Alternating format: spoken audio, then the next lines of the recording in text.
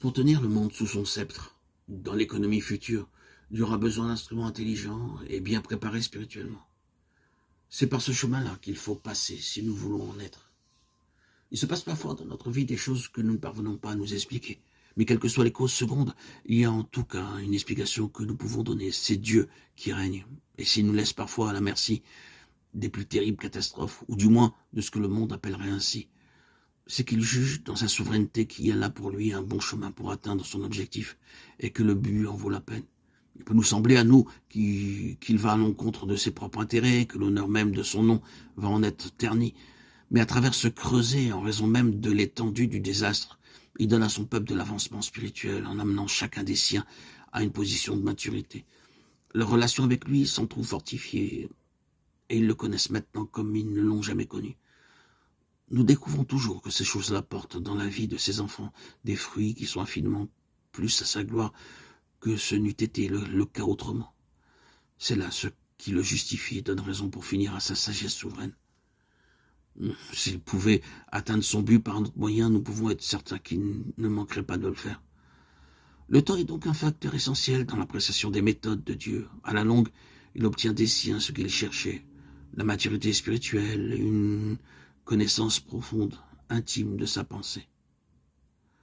La connaissance personnelle de notre Seigneur est et demeure à jamais la chose à laquelle il tient le plus pour nous. Et nous n'y parvenons que lorsque notre jugement, nos sens spirituels ont été exercés.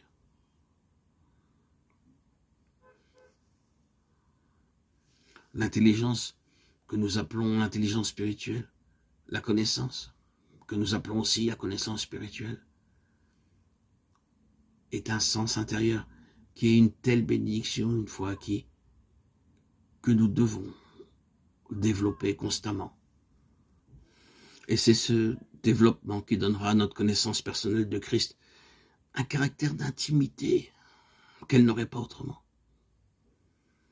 Chaque expérience sur ce chemin nous plonge dans un abîme nouveau qui est chaque fois un peu plus profond et qui nous oblige chaque fois au même aveu d'impuissance.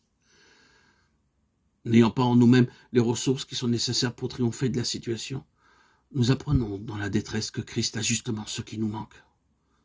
Nous le prenons de sa main.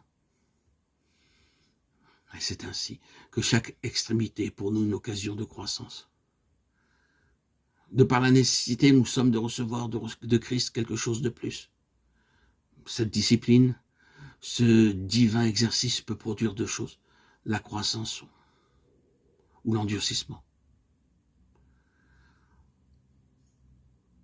Que Dieu nous fasse la grâce d'apprécier tout ce qu'il nous envoie à la lumière de son plan éternel.